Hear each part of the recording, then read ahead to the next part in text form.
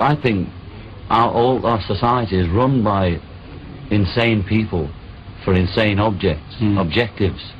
You know, and I think that's what I sussed when I was 16 and 12, way down the line. But I expressed it differently all through my life. It's the same thing I'm expressing all the time, but now I can put it into that sentence that I think we're being run by maniacs for maniacal ends, you know. If anybody can put on paper what our government and the American government, etc., and the Russian, Chinese, what they are actually trying to do, you know, and what they think they're doing, I'd be very pleased to know what they think they're doing. I think they're all insane. You know, but I'm liable to be put away as insane for expressing that. You know, that's what's insane about it. Every country's had a violent revolution for one reason or the other. Not one of them has the freedom we're all talking about. So we're saying give peace a chance, you know, like nobody's ever done it before. And it's not a matter of, we're not thinking in terms of 10 years, we're thinking in terms of peace forever, you know. And everybody's talking about now. I want peace now. We can get peace now if we want it now. And the left wing talk about giving the power to the people. You know, anybody knows that the people have the power. All we have to do is awaken the power in the people. The people are unaware. It's like they're not educated to realize that they have power. They put the politicians in power. They vote for the local mayor. The people do it. But the system is so geared that everybody believes that just the father will fix everything. The father being the government. Government will fix everything. It is all government's fault. You know, shake a fist at the government. Well, we are the government. The people are the government, and the people have the power, but we must try and make them aware of this.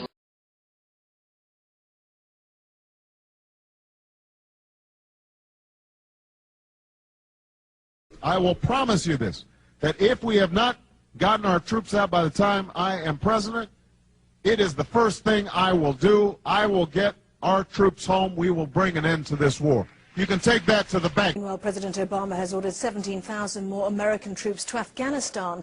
It's the first stage of a build-up that will eventually see 60,000 U.S. troops deployed to the country. The U.S. president has revealed his plan for Afghanistan, escalating the war at the fastest possible pace. It is in our vital national interest to send an additional 30,000 U.S. troops to Afghanistan.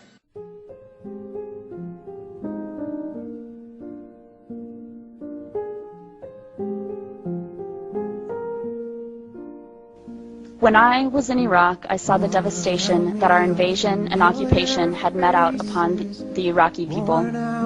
I saw and at times participated in the dehumanization and degradation of the Iraqi people. By robbing others of their inherent dignity, by denying them respect, and by treating them as a less than human other, we ultimately robbed ourselves of our own dignity, humanity, and compassion. You roll into Baghdad, every single big apartment building is blown up. Every single apartment building in Baghdad has been broken to the ground by artillery and airplanes bombing. You cannot meet someone in Iraq who has not lost a family member. Could you imagine what we had done in America if in 9/11 everybody in America lost a family member? What would we be doing? Would we be talking about war? No, we'd be in the streets with weapons. And so people talk about, oh, these people killing American soldiers in Iraq, they're terrorists. Not terrorists, they're wearing sandals. And they got an AK. And they got 14-year-old boys building bombs to kill these American soldiers because we killed their family. People just don't wake up and want to go kill people. I was ordered multiple times by commissioned officers and non-commissioned officers to shoot unarmed civilians if their presence made me feel uncomfortable. The primary loyalty is not to democracy or to the flag or to America or to the Iraqi people or to the rule of law. It is to each other's safety at the expense of everything else. There is a cost to this war, and this cost is being paid in American blood, in my soldiers' blood, and that is not okay. From my perspective, it didn't seem to make any sense what we did. We didn't accomplish anything. A few months after I was there, I mean, a lot of things weren't sitting right with me. The command structure, the missions that we were getting didn't make any sense. We're going after people, Mujahideen or Muj, and they didn't have any idea which ones were the right ones. We're kicking in the wrong doors, terrifying children, helicopters screaming over their heads at night, and I'm trying to calm the women and children while the men were dragged and separated out, and completely humiliated in front of their families. 9/11 was a lie. I know it. We're soldiers. We know it. And on March 21st of 2003, my military service was hijacked in an unconstitutional order to invade the sovereign nation of Iraq. This is a slap in the face to every service member who feels used because he was told he was going to go fight for his country and then was sent to go kick in the doors of innocent people unprovoked in the middle of the night to draw fire into their house so that we might have somebody to shoot back at. If the media was not biased, this film would be shown here so that you could then make a decision. Show them both sides of the story and then let the human being make the decision whether they want their kids there or not. Don't show me one side and say it's patriotism, it's courageous. Nothing I did in Iraq was courageous. I brought fear into people's homes.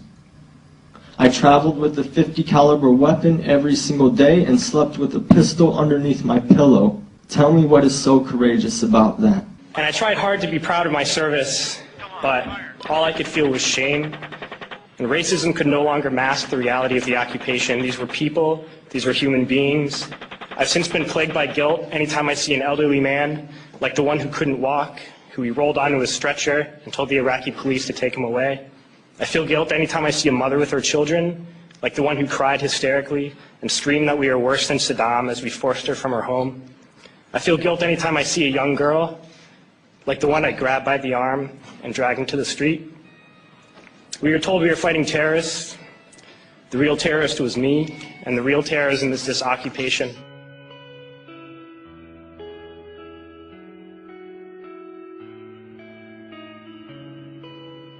Funding the war is killing the troops. I mean, if you really think about it, it's really, really blatantly obvious. And it's really stupid that we have to say this. But we do. We have to get down to basics. We have to break it down Barney style, as we say. When I joined the military, I raised my hand and said that I would protect the Constitution of the United States and its people, and against foreign and domestic enemies. But guess what? I did not raise my hand to protect private companies like KBR and put my life on the line so they can make a buck. When are we going to realize that people fighting in Iraq against us, they're not terrorists, they're soldiers? What would we do if somebody invaded us? I know I will pick up my weapon and fight against them. What the hell we call them? Terrorists? These people want their country back. Let's give them their country back. I won't even talk to politicians about the war, because there ain't no point in it. Democrat, Republican, they're all profiteers of war. Even lots of anti-war organizations are profiting off my brother's pain. I'm embarrassed at the state of politics in America that it's come to that. We have to talk to Congress like they're fucking children. We've got a responsibility to the honor of this country and to the honor of every man and woman who has served in Iraq and ever served in our military to not leave them with anything less than the honor that they deserve. Honor? Are you kidding me? You saying that it's an honor to die in Iraq and to fight a war that we started and we're in the wrong? You're going to tell me that it's an honor to serve in Iraq when private contractors get paid $100,000 plus and drive $60,000 vehicles inside the base while soldiers are outside the base rolling and patrolling and losing their lives? Is that honor?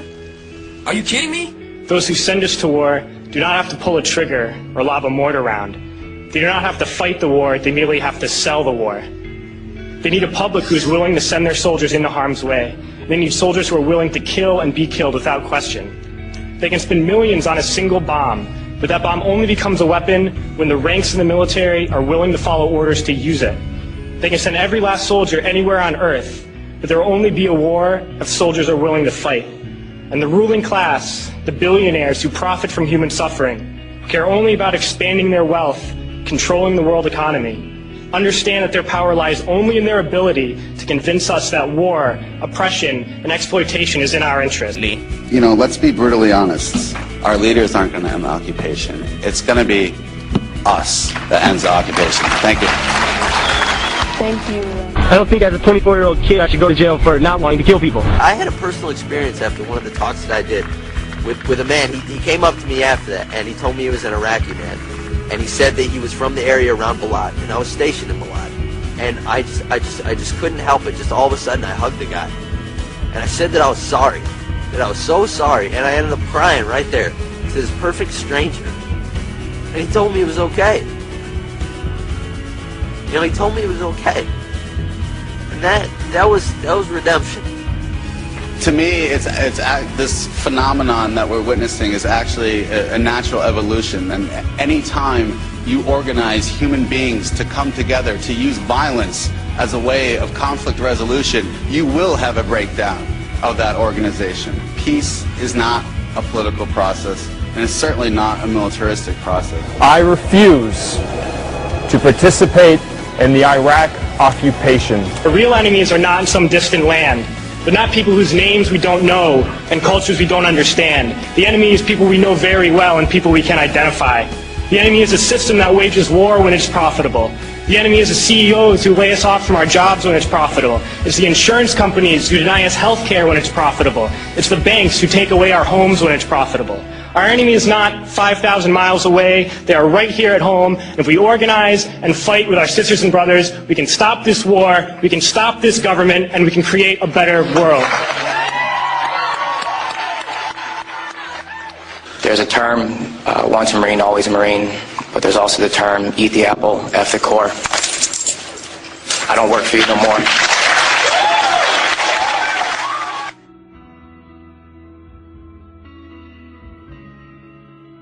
This society is so greedy, we're willing to go to war. We're willing to go places and send these big metal machines that kill people and fuck people up just so we can make more money. I mean, I've heard it argued, and argued successfully, that our society runs on war. You know, it runs on the domination of the other parts of the world. And literally, that's the only way you can control a gigantic chunk of the globe. You have to keep everybody down.